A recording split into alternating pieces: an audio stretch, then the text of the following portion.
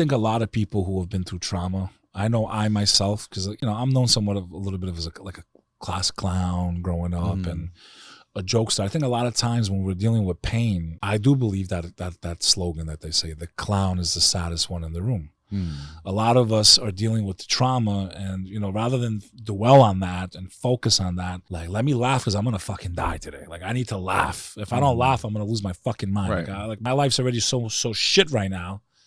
At least let me fucking make people feel good. And so I feel like, look at Robin Williams, man. I mean, what else you want to know, man? Right. That guy's death to this day still haunts me, man. I can't believe he the amount of joy. This guy had the ability to make you laugh and cry within seconds. A very powerful human being. And for him to go down the way he went really just broke my heart in so many ways. And it scared me a little bit too, because I feel like a lot of times maybe I wasn't doing good and I was just using laughter as a way to self-medicate, since I don't use alcohol, I don't do drugs, as a way to kind of like, I was like a high, kind of like a way to like release endorphins, right? Because there's nothing like laughing, bro. Like, laughing is such a powerful weapon if you use it the right way. Yeah. It's an easy way to pick up a beautiful woman, I know it works, trust me. It's a beautiful way to instantly connect with someone. Like, someone makes you laugh, bro, and they're like really witty and sharp in the way they do it. You feel an instant bond with that person. Right. Like this guy's not an asshole. Right. They're funny. I'm gonna give this guy the benefit of the doubt. I think laughter is such a powerful weapon when you learn how to master it and use it. But I do believe a lot of people that are funny all the time really, probably deep down inside, we're going through a fucking hard time, man. Yes. Yeah, man, for sure. And we use laughter as a way to deal with the pain. And I know there was times in my life when my life was on fire, right? Like, you get a phone call and you find out 30 people you love are dead. That was a phone call? That was a phone call. I mean, it's overseas, right? And so that was freshman or sophomore, junior year, high school, And, I got a phone call when my brother died. That shit was fucking crazy. Get to work, and then I get a phone call from my aunt, and she doesn't want to tell me what's going on. I already knew somebody was dead. My cousin calls me, tells me, I was in a yellow cab, man. When I found out he died in a car accident in 2013. And I'm in the back of this cab because they had all told me to like rush towards, get to his house. And I'm in the back of the cab.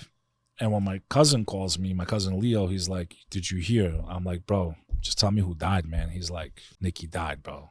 And I fucking lost it, bro. I start punching the roof, going fucking crazy. The poor cab, man. The guy, I always say in my things, like, if you've seen me, I am sorry.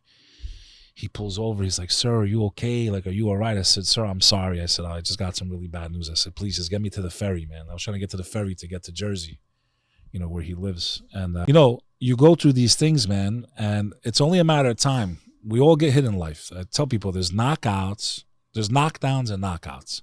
A lot of people go through knockdowns and act like they should when there's a knockout. A knockdown is you lose your job. Now you're like, oh my God, what am I going to do? I lost my job. And I know how stressful that can be. I've been there before. You lose, a girlfriend or a boyfriend or, something that's just really annoying and maybe so. A divorce is pretty bad too. I still don't consider that a knockout. You can always get married again. You might end up marrying someone even better than you. So it's the way you think. It's the way you perceive. But a knockout is when you lose something you can never get back, man. And when someone passes away, man, 1 year goes by, 2 years go by, 10 years go by, and you're like, man, I'm never going to fucking see him again in this dimension, ever again. A song, a dance, a moment. I tried to leave New York City when he died. It became so unbearable. This guy was larger than life, bro. Nicky. This guy would light up a fucking room in seconds, bro. And everybody wanted to know who this guy was. And he'd buy everyone a drink. And he was the funniest fucking guy you ever meet in your life. And I get so happy when people compare me just a little bit to him. They're like, you sound a little bit like him. He had way better hair than me. I took after my dad's side. My mom's side, they got good hair. And I did things with this guy that, like, if I tell people, and used to be like, for me, it was like, I would tell people, like, as I'm in high school, he'd take me somewhere amazing. And I would come back. I'm like, yo, I just met Puff Daddy. Yeah, okay, Beck. Everyone thought I was full of shit. Like, if social media existed when I was a teenager, the shit I was doing, I would have been blown up. I would have been bigger than the Paul brothers. Like, I was doing extraordinary things. And when I would tell my classmates, 99% of them thought I was full of shit. And now you guys know I wasn't. You know, I wasn't a lady killer in high school. They thought I was a clown. But after high school, when I entered the nightlife, you know, word got around town. Like, yo, Beck Lover's like all over New York. Like, this guy's everywhere. You know, but like I said, it was him, man. Like, he opened so many doors for me, introduced me. Like, I met the most amazing people because of this guy. And like the stories, like, so for me, like when you go through that type of trauma, I was like, my first instinct was like to run. Every corner of New York's a memory. Every single corner. New York is not as big as you tourists think it is. Right. It looks high. That's about it. But it's not. It's 16 square miles or whatever it is. Every corner was a freaking memory, man.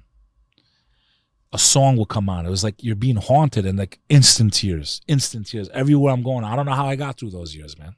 All I had was a little voice inside. And like you said earlier, having a why. My why was my boys.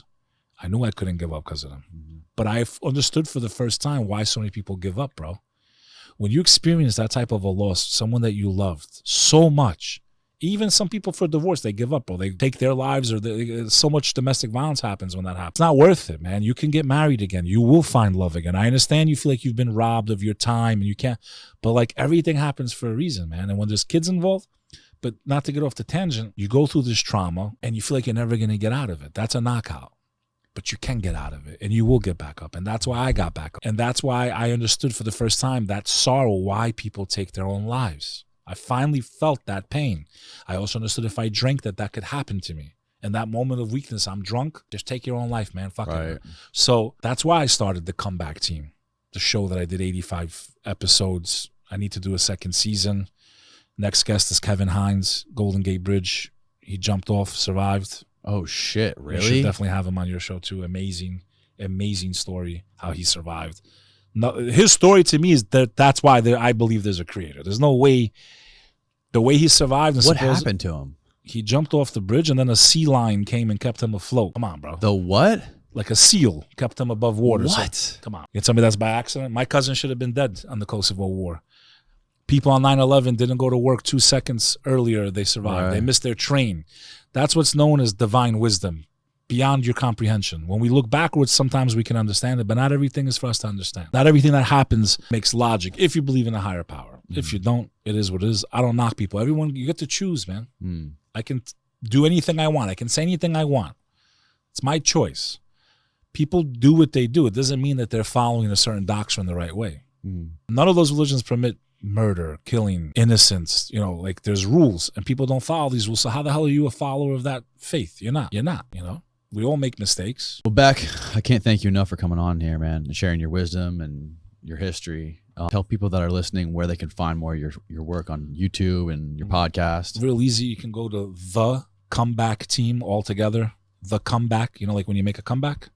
TheComebackTeam.com. Got a documentary coming out hopefully this year. Oh, yeah? It's actually about my life, Nikki, and then what I decided. I show the whole story of, you know, how I got back up, and then I drive cross country to meet all these extraordinary guests who I met because I decided to do a podcast. Oh, wow. And how I don't give up during the pandemic and all that. Like, it's an amazing story. I spent a lot of money making it, actually. I didn't make it for money. TheComebackTeam.com, or you could check me out on Instagram or TikTok at B like boy, E like Edward, K like Kimberly, Beck Lover. So it's like Beck but no C, at Beck Lover, or at Beck Lover NYC, New York City, NYC on Instagram. I want to thank you for having me. Thank you for letting me ramble and ramble and ramble. You really are a good host. See, I used to make that mistake when I was first started. I would talk way more than the damn guest, and then the viewers made me better. Like, no, just shut up, let the guy talk. Right, yeah. You know, I got butchered the first 20 episodes, but it's been my honor coming on here, and hopefully we can do it again one day. My pleasure, man. I really enjoyed it.